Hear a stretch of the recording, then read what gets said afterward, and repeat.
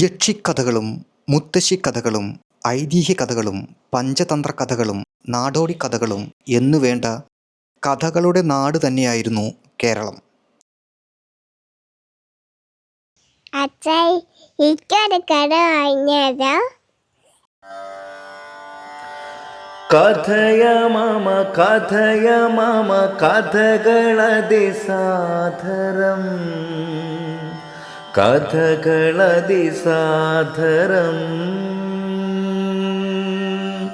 കഥകളതിസാധരം കഥകളതിസാധരം.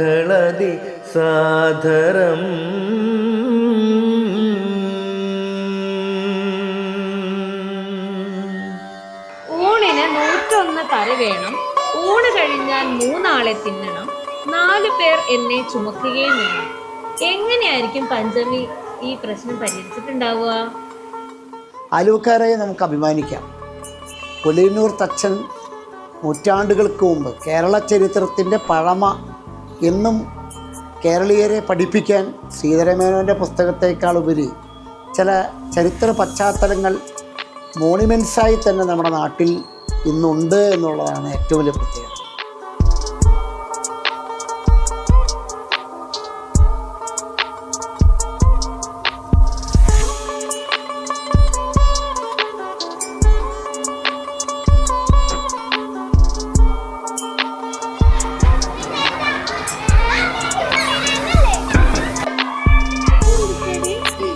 കുളിച്ചിട്ട് വന്നോളൂ എന്ന് വരരുചിയോട് ബ്രാഹ്മണൻ പറഞ്ഞു. ആലുവ മാർക്കറ്റിനടുത്ത് ഏകദേശം 1 കിലോമീറ്റർ തൊട്ടടുത്ത് തന്നെയാണ് ഈ ഉളിയന്നൂർ എന്ന് പറയുന്ന ഗ്രാമം.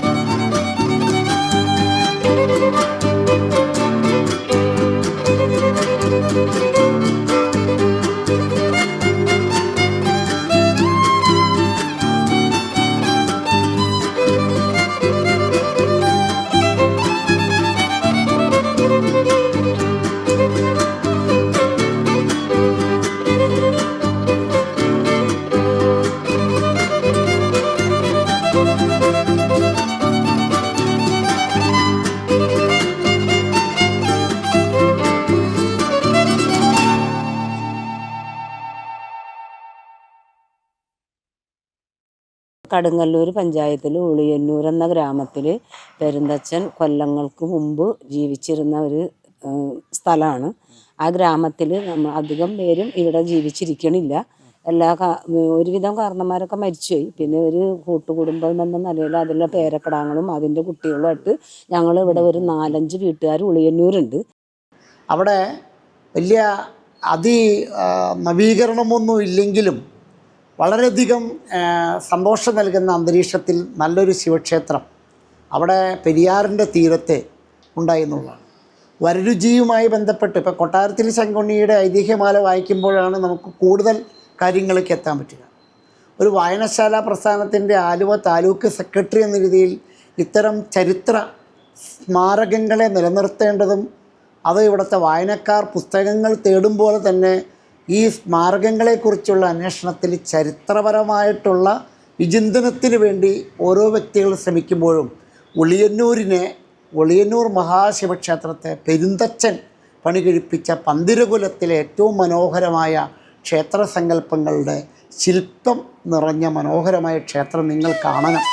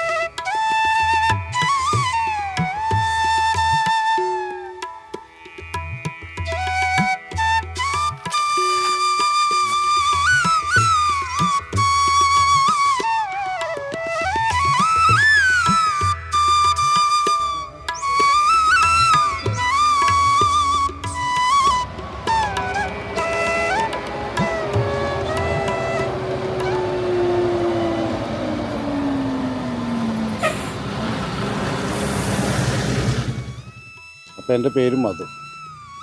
ഇതാണ് കൂടൽമാണിക്യം ക്ഷേത്രം എന്ന് പറയപ്പെടുന്ന കൂടൽമാണിക്യം ക്ഷേത്രത്തിൻ്റെ ആദ്യകാല, അതായത് വളരെ വർഷങ്ങൾക്ക് മുമ്പുള്ള ക്ഷേത്രത്തിൻ്റെ ആദ്യത്തെ ക്ഷേത്രം. ഭൂമിക്കുള്ള ആദ്യത്തെ ക്ഷേത്രമാണ്.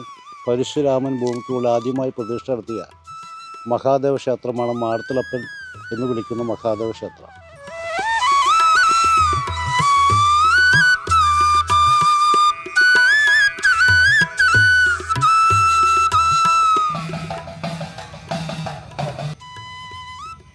കൂടൽമാണിക്യം എന്ന് പറയപ്പെടുന്ന ക്ഷേത്രത്തിൻ്റെ കീഴിൽ, ഈ ക്ഷേത്രത്തിൻ്റെ കീഴിലായിരുന്നു ഒരു കാലഘട്ടം ഈ പറഞ്ഞ കൂടൽമാണിക്യ ക്ഷേത്രങ്ങളും എല്ലാം പ്രവർത്തിച്ചിരുന്ന ഒരു കാലഘട്ടത്തിൽ. അത് രാജാക്കന്മാരെ സർ.സി.പി. രാമയ്യർ, അതിനു മുമ്പുണ്ടായിരുന്ന വാർത്താണർമ്മ. ഈ സർ.സി.പി. രാമയ്യർക്ക് ശേഷം നമ്മുടെ EMS നിയമസഭ കേരളത്തിൽ വന്നതിന് ശേഷം, ഇന്ത്യ രാജ്യത്ത് കേരളത്തിൽ വന്നതിന് ശേഷമാണ് ഈ ദേവസ്വം വന്നത്. ഈ ദേവസ്വം വന്നപ്പോൾ പിന്നെ നമ്മളെ ഹിന്ദു സമൂഹത്തിൻ്റെ ഒരു തേർവാഴ്ചയായി.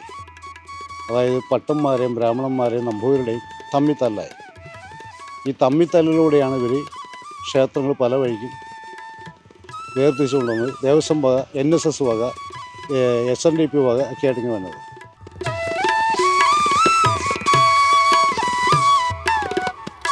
നാഷണൽ ഹൈവേയുടെ തൊട്ടടുത്ത് തന്നെയാണ്.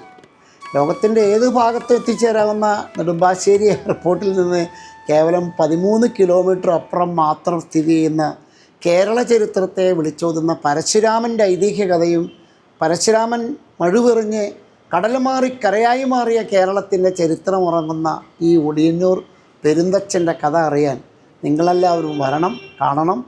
കേരള ചരിത്രത്തിൻ്റെ ഭാഗമായിട്ടുള്ള ഈ മനോഹരമായ ശിവക്ഷേത്രത്തിൽ ഭക്തിപരമായി നിങ്ങൾ പ്രാർത്ഥിക്കാനോ ആരാധിക്കാനോ എത്തണമെന്ന് മാത്രമല്ല ഉദ്ദേശിക്കുന്നത്. ഇങ്ങനെയുള്ള ചരിത്ര സ്മാരകങ്ങളെ നിലനിർത്തിക്കൊണ്ട് കേരള പഠനത്തെ വീണ്ടും സമഗ്രതയിലേക്ക് എത്തിക്കാൻ കേരള സ്റ്റേറ്റ് ലൈബ്രറി കൗൺസിലിൻ്റെ, ആലുവ താലൂക്ക് ലൈബ്രറി കൗൺസിലിൻ്റെ വിവിധ വായനശാലകൾ നേതൃത്വത്തിൽ കുട്ടികളെ കൊണ്ടുവന്നും ഒക്കെ ഈ സംരംഭം, ഈ മനോഹരമായ ഈ പെരിയാറിൻ്റെ പ്രകൃതിരമണീയമായ തീരത്ത് പെരുന്തച്ഛനാൽ നിർമ്മിക്കപ്പെട്ട ഈ ഉളിയന്നൂർ ക്ഷേത്രം കാണുവാൻ നിങ്ങളേവരും എത്തണം.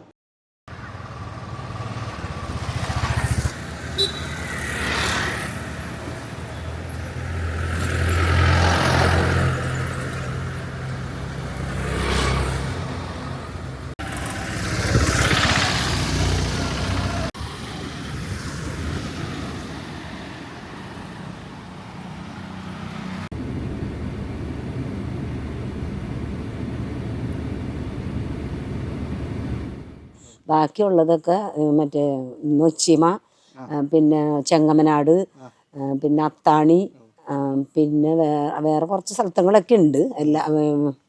ചെങ്ങമനാട് അധികം പേരുണ്ട്. അങ്ങനെ കുറേ പേര് അവിടെ ഇവിടെയൊക്കെ ആയിട്ട് താമസിക്കുന്നുണ്ട്. പക്ഷെ ഒത്തുകൂടി ഇത് പണിത് കഴിഞ്ഞിട്ട് എല്ലാവരും ഇവിടെ ഒത്തുകൂടിയിട്ടുണ്ട്.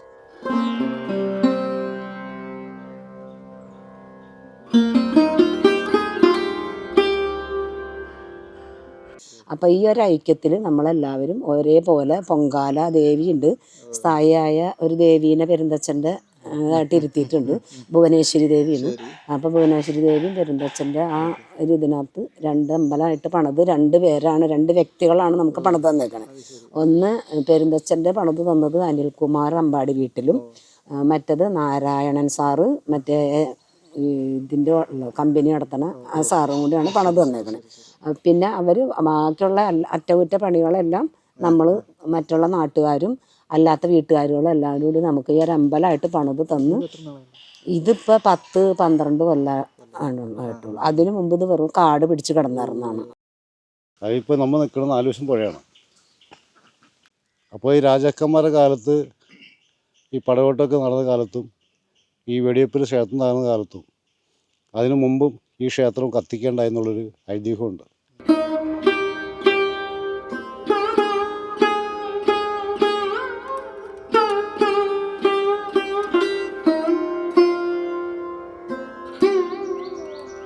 ഇന്നും ജനങ്ങൾക്ക് തിരിച്ചറിയാവുന്നൊരു കഥയാണത്. അതും ഇവിടെ ജനങ്ങൾ പൂഴ്ത്തി വെച്ചിട്ടാണ് ഈ പറഞ്ഞ രാഷ്ട്രീയക്കാരും നാട്ടുകാരും ദേശവാസികളും ഈ കണ്ട കളവും നുണയും പ്രചരണവും അത് സാക്ഷാൽ ദേവാദിദേവൻ്റെ ശാപം ഏറ്റുവാങ്ങിയ ഒരു സമൂഹമാണ് ഇന്ന് ഈ നാട്ടിൽ ജീവിച്ചിരിക്കുന്നത്. കാരണം ഈശ്വരവിശ്വാസം ഉണ്ടെന്ന് വരുന്ന മറ്റുള്ളവരെ ബോധ്യപ്പെടുത്തിക്കൊണ്ട് അവരില്ലെങ്കിൽ മഹാദേവനില്ല എന്നൊരു ധാരണയിലാണ് ഈ നാട്ടിലെ നമ്പൂതിരികളും മറ്റു ഇതര സമുദായത്തിൽപ്പെടുന്നവരും ഇതുമായി ബന്ധപ്പെട്ടവരെല്ലാം കാട്ടിക്കൂട്ടിക്കൊണ്ടിരുന്നത്. അപ്പം പരശുരാമൻ എന്ന് വിളിക്കുമ്പോൾ പരശുരാമൻ, ശ്രീരാമൻ, ശ്രീകൃഷ്ണൻ, ദേവീദേവന്മാർ, മുനി ഋഷിമാർ വണങ്ങിയ ഈ ദേവാദിദേവൻ്റെ ആ മഹാദേവൻ എന്താണ് ഏതാണെന്ന് തിരിച്ചറിയാനുള്ള സാമാന്യ ബുദ്ധിയോ അല്ലെങ്കിൽ ഭക്തിസാന്ദ്രമായ ഒരു വിവേകമോ ഇല്ലാത്തൊരു സമൂഹമാണ് ഇന്ന് നമ്മുടെ കേരളത്തിലായാലും ശരിയാണ്, ഇപ്പോൾ എൻ്റെ സ്വന്തം നാട്ടിലായാലും ശരിയാണ്. ഈ കേരളം എന്ന് പറയപ്പെടുന്ന നമ്മുടെ ഹിന്ദു സമൂഹത്തിൽ വലിയൊരു ശാപമാണ് കിട്ടിയിരിക്കുന്നത്. ഈ മാടം എന്ന് പറയുമ്പോൾ മാടത്തിൽ മഹാദേവന് പരശുരാമൻ ഒരു മാടം എന്ന് പറഞ്ഞ കുടിൽ, ആ കുടിൽ പിടിച്ചിരുത്തിക്കുന്നതായിട്ടാണ് നമ്മൾ മലയാളത്തിൽ വിവർത്തനം ചെയ്യുക എന്ന് പറഞ്ഞു. അതാണ് മാടത്തറപ്പ് എന്ന പേര് വന്നത്.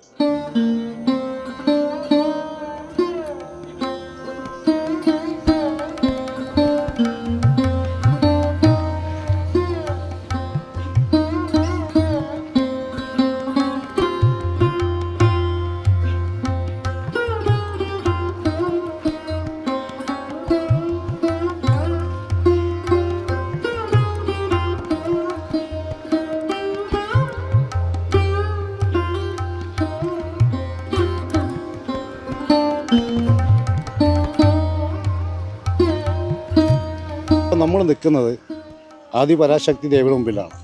ഇവിടെ പണ്ട് ടിപ്പു സുൽത്താൻ വരുന്നതിന് മുമ്പ് ഒരു പാർവതി മണ്ഡപം ഉണ്ടായി, കൽമണ്ഡപം എന്ന് പറയുന്നത്. അതിനെ ടിപ്പു ആദ്യം വെടിവെച്ച് തകർപ്പിൽ ശ്രീകോവിലും സംഭവിച്ചില്ല എന്നുള്ളതാണ്. അതിന് നന്ദികേശം മുതൽ സകലതും ടിപ്പു തകർത്തു. ആ ടിപ്പിനെ തകർക്കാൻ അവസാനം ബ്രിട്ടീഷ് പട്ടാളം ഇറങ്ങിയ നാടാണ്. ഇത് പറയാൻ കാരണം എൻ്റെ വളർത്തിയ അമ്മയും അന്നത്തെ ചില കാരണന്മാരും ചെറുപ്പത്തിൽ പറഞ്ഞ് ഞാൻ കേട്ടിട്ടുണ്ട്. ബ്രിട്ടീഷ് പട്ടാളം ഇറങ്ങിയിട്ട് ഈ ബ്രിട്ടീഷ് പട്ടാളത്തിൽ കിഴങ്ങെന്താണെന്നറിയാൻ പാടില്ല. ഈ കപ്പക്കുള്ളി പറിച്ചിട്ട് ആ കപ്പക്കുള്ളിൻ്റെ ഉള്ളിൽ ആ കോലിൻ്റെ ഉള്ളിൽ വെള്ള ഒരു സാധനം സിഗരറ്റ് ഒളിക്കണം. ആ സാധനമാണ് അവർ കടിച്ചു വച്ചിട്ടുള്ളത് എന്ന് കണ്ട് ഇവർ ഒളിഞ്ഞെന്ന് കണ്ടവർ. അപ്പോൾ അവരൊക്കെ അന്ന് ചെറുതാണ്. അപ്പോൾ അവരെ ചെറുപ്പത്തിലുണ്ടായ കഥയാണ് അന്ന് ഞാൻ പറഞ്ഞു കേട്ടേക്കുന്നത്. അപ്പോൾ പക്ഷേ ഇതെല്ലാം പൂഴ്ത്തി വെച്ചുകൊണ്ട് ചില സ്വാർത്ഥരായ ചില വ്യക്തികൾ ആ വ്യക്തികളെ എടുത്ത് പറയുന്നില്ല. അത് ഹിന്ദുവിലും കൂട്ടാം, മുസ്ലിംസിലും കൂട്ടാം, ക്രിസ്ത്യൻസിലും കൂട്ടാം. അവരുടെ വ്യക്തിപരമായ ചില കാര്യങ്ങൾക്ക് സ്വാർത്ഥത മറച്ചു വെച്ചുകൊണ്ട് അങ്ങനെ സംഭവമില്ല, പെരുന്തച്ഛൻ വന്നപ്പോൾ എന്നുള്ളൊരു കഥ ഉണ്ടായെന്നുള്ളതാണ്. ഞാൻ കേരളകൗമുദി പത്രത്തിൻ്റെ കാലടി പ്രാദേശിക ലേഖകനാണ്. കഴിഞ്ഞ 38 വർഷമായിട്ട് ഞാൻ നീലീശ്വരത്ത് ഒരു വിന്നേഴ്സ് കോളേജ് എന്ന് പറഞ്ഞ സ്ഥാപനം അതിൻ്റെ പ്രിൻസിപ്പളായിട്ട് പ്രവർത്തിക്കുന്നുണ്ട്. അങ്ങനെ അനൗപചാരിക അധ്യാപക രംഗത്ത് 38 വർഷം സേവനം അനുഷ്ഠിക്കുന്നു. ഇതിലെല്ലാം ഉപരിയായിട്ട് മുണ്ടങ്ങാമറ്റം സഹൃദയ കലാവേദി ആൻഡ് ലൈബ്രറിയിലെ പ്രവർത്തകനാണ്. ഒരു വായനശാലയിലെ പ്രവർത്തകനായി അറിയപ്പെടാനാണ് എനിക്ക് ഏറ്റവും കൂടുതൽ ഇഷ്ടം. അതുവഴി കേരള സ്റ്റേറ്റ് ലൈബ്രറി കൗൺസിലിൻ്റെ ആലുവ താലൂക്ക് ലൈബ്രറി കൗൺസിലിൻ്റെ ആലുവ താലൂക്ക് സെക്രട്ടറിയാണ്. നമുക്ക് കീഴിൽ 93 അംഗീകൃത വായനശാലകളാണുള്ളത്. അവിടെയുള്ള വായനയൊക്കെ പ്രോത്സാഹിപ്പിക്കുമ്പോൾ ഇങ്ങനെ പ്രാദേശികമായിട്ടുള്ള ചില ചരിത്ര പശ്ചാത്തലം പുതിയ തലമുറയ്ക്ക് വേണ്ടത്ര സുപരിചിതമല്ല. അപ്പോഴാണ് ലൈനോജിനെ പോലുള്ള പ്രവർത്തകർ ഇങ്ങനെ വലിയൊരു സന്ദേശം, ഇന്നത്തെ നവമാധ്യമങ്ങളിൽ ഏറ്റവും പ്രധാനപ്പെട്ട ബ്ലോഗ് സംവിധാനം തന്നെ ഉപയോഗിച്ചുകൊണ്ട് ഇതിൽ വരുന്നതിൽ വളരെ സന്തോഷമുണ്ട്.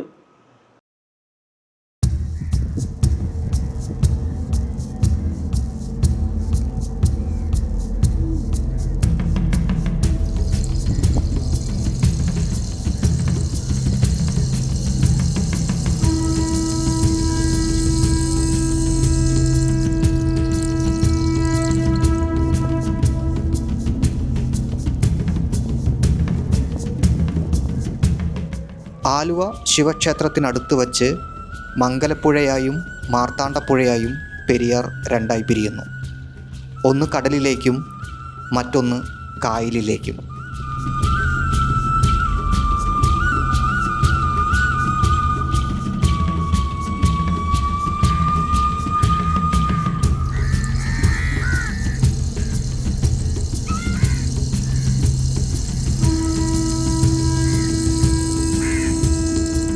പരശുരാമൻ പ്രതിഷ്ഠ നടത്തിയ 108 ശിവക്ഷേത്രങ്ങളിലൊന്നാണ് ആലുവ ശിവക്ഷേത്രം. ത്രേതായുഗത്തിൽ ശ്രീരാമൻ പക്ഷിശ്രേഷ്ഠനായ ജടായുവിന് അന്ത്യകർമ്മങ്ങൾ നിർവഹിച്ചത് ആലുവ ശിവക്ഷേത്രത്തിലാണെന്നാണ് ഐതിഹ്യം. തന്മൂലം ഇവിടെ ബലിയിടുന്നത് അത്യധികം വിശേഷമായി കൊണ്ടാടുന്നു.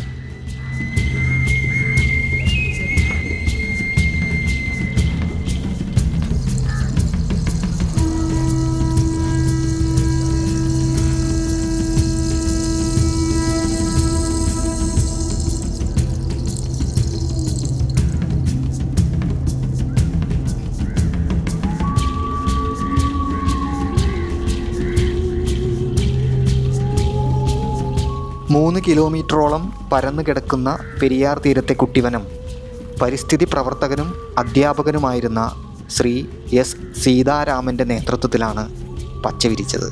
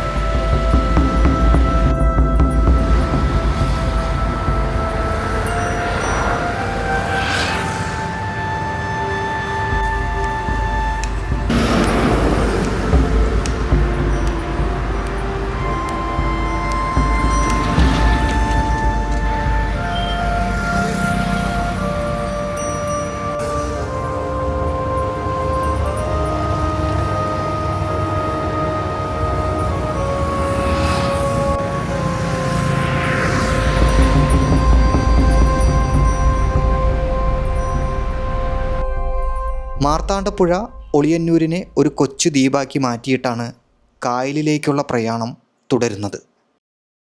ഇഷ്ടംപോലെ ആളുകൾ ഇവിടെ വന്ന് സെർച്ച് ചെയ്യാറുണ്ട്, കോളേജിൽ നിന്നും അതല്ലാതെ വേറെ ഓരോ സ്ഥലങ്ങളിൽ നിന്നും ആൾക്കാർ ഇവിടെ വന്ന് നമ്മുടെ ഇത് അന്വേഷിച്ച് പോകാറുണ്ട്. ഗണപതിയുടെ വിഗ്രഹം ഗണപതിയെ സ്വന്തമായിട്ട് സൃഷ്ടിച്ച് ജീവൻ കൊടുത്ത പെരുന്തച്ഛനെന്ന് പറഞ്ഞ് കേട്ടിട്ടുണ്ട്. പറഞ്ഞിട്ടുണ്ടെങ്കിൽ ഉളിയന്നൂർ ജനിച്ച് വളർന്ന പെരുന്തച്ഛൻ്റെ ഒരു നാടാണ്. അപ്പം ആ നാട്ടിൽ ജീവിച്ച് ഉളിയന്നൂർ എന്ന് പറഞ്ഞാൽ ഉളി അന്നൂരെന്ന് പറയണതാണ്, ഉളി എരിഞ്ഞ് പോയതുള്ള ഒരു ഇതാണ്. പിന്നെ ഇവിടെ അല്ല ഈ ശരിക്കും കുളം വട്ടത്തിലും നീളത്തിലും ഒക്കെ കുത്തിയേക്കണ കുളം ഇതല്ല. അത് നമ്മൾ ഇവിടുന്ന് കയറുമ്പോൾ കമ്പനിപ്പടിക്കല്ല, പുളിഞ്ചോട് എന്ന് പറയും. അവിടെ ഇല്ല, കുളമില്ല, കുളം റെയിൽവേനെ എടുത്ത് മൂടിപ്പോയി. അപ്പോൾ അത് പോയത് കൊണ്ട് നമുക്കിവിടെ കുളമായിട്ടില്ല. പിന്നെ കുളം മൂടിപ്പോയതിൻ്റെ ഒരുപാട് ബുദ്ധിമുട്ടുകളുണ്ട് കാണാനൊക്കെ. പിന്നെ നമുക്കിവിടെ ഇങ്ങനെ ടൂറിസ്റ്റുകൾ വരാനുള്ള സൗകര്യങ്ങളൊന്നുമില്ല. പക്ഷെ അന്വേഷണത്തിൽ എല്ലാവരും അറിയുന്നുണ്ട്, ഉളിയന്നൂർ പെരുന്തച്ഛനെ കുറിച്ച് എല്ലാവരും അറിയുന്നുണ്ട്. നമുക്കതൊരു പേര് കേട്ടൊരു ഇതാണ്. അതിലൊക്കെ ഒരുപാട് ഞങ്ങൾ ഇവിടെ വന്ന പെണ്ണുങ്ങൾ അഭിമാനിക്കുന്നുണ്ട്.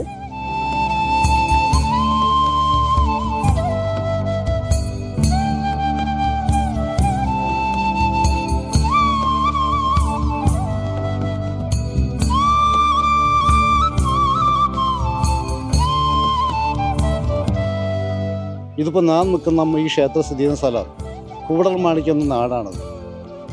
കാരണം ഇവിടെ ഈ കൂടൽമാണിക്യവുമായി ബന്ധപ്പെട്ട് ആധാരത്തിൽ നിന്ന് വിഷയം വന്നാൽ നമ്മൾ ക്ഷേത്രത്തിൽ നിന്ന് ഒരു പേപ്പർ കൊടുക്കാറുണ്ട്. ഇവർക്ക് ആധാരം ക്ലിയർ ചെയ്യാൻ പറ്റില്ല. ഇനി ഉളിയന്നൂർ കുഞ്ഞുണ്ണിക്കര എന്ന പ്രദേശമാക്കിയിരിക്കുന്നതാണ്. അപ്പോൾ നമ്മുടെ ഇന്ത്യയും പാകിസ്ഥാൻ ആക്കിയല്ല ഇതെന്നെ കഥ. പിന്നെ ഇവിടെ ആര് ആണ് ഈ ഭഗവാൻ പട്ടശ്രീകോവിൽ പ്രതിഷ്ഠ നടത്തിയെന്ന് ഇതുവരെ ഈ മഹാന്മാരെ നമ്പൂതിരി കുലത്തിൽപ്പെട്ട ചേനാസ് പരമ്പര അടങ്ങുന്ന മഹാമാന്ത്രികന്മാരെന്ന പേര് അറിയപ്പെടുന്നവന്മാർക്ക് പോലും അറിയില്ല. കാരണം എല്ലാം നുണ കൊണ്ടുള്ളൊരു കളിയാണ്.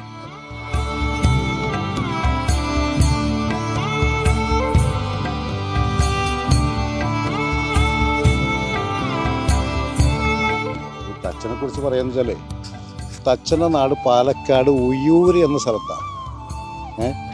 അവിടെ ഇന്ന് തച്ചൻ്റെ ക്ഷേത്രവും തച്ചൻ്റെ കുലദേവത ക്ഷേത്രവും അവരെ കുടുംബക്കാരടങ്ങുന്ന പരദേവതകളടങ്ങുന്ന ക്ഷേത്രവും എല്ലാം പാലക്കാട് സ്ഥിതി ചെയ്യുന്നുണ്ട്. ഇതിന് വ്യക്തമായ തെളിവുണ്ട്, രേഖയുണ്ട്. ആ രേഖ സഹിതമാണ് ഞാൻ സംസാരിക്കുന്നത്, തെളിവ് സഹിതം. പക്ഷെ ഇവിടെ പെരുന്തച്ഛൻ്റെ നാടെന്ന് പറഞ്ഞാൽ അത് ഈ ഇന്നിപ്പോൾ വിദ്യാഭ്യാസമുള്ള IAS മുതൽ IPS മുതൽ വിശ്വസിക്കില്ല. കാരണം പാലക്കാടെന്ന് പറഞ്ഞ നാടില്ലാണ്ടിരിക്കണം ഇവർ പറയുന്നത്, മനസ്സിലായില്ലേ? അതേപോലെ തന്നെ പാലക്കാട് നിന്ന് ഒരു വണ്ടി താങ്കളെപ്പോലുള്ള യുവാക്കളോട് വരികയും അവരോട് വിശുദ്ധമായിട്ട് ഈ ആലയോടെന്നാണ് പറഞ്ഞു. അവിടെ പാലക്കാട് ഈ സ്ഥലത്ത് പെരുന്തച്ഛൻ്റെ നാടുണ്ട്, അവിടെ ക്ഷേത്രമുണ്ട്, അദ്ദേഹത്തിൻ്റെ കുലദേവതയുമായി ബന്ധപ്പെടുന്ന ആൾക്കാരുണ്ട് എന്ന് പറഞ്ഞത്. അതും വിശ്വകർമാക്കൾപ്പെടുന്ന യുവാക്കളാണ്.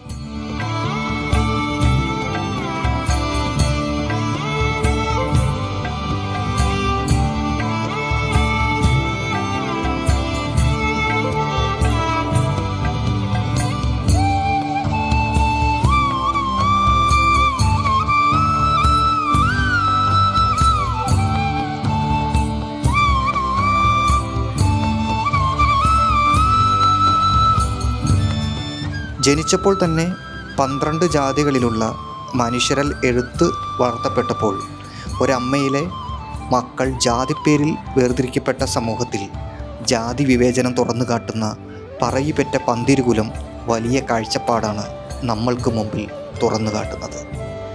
നമ്മെ ഭിന്നിപ്പിക്കുന്ന മാനദണ്ഡങ്ങളെ ചോദ്യം ചെയ്യാനും സമത്വത്തിൻ്റെയും സാമൂഹിക നീതിയുടെയും മൂല്യങ്ങൾക്കായി നിലകൊള്ളാനും അത് നമ്മെ പ്രേരിപ്പിക്കുന്നു.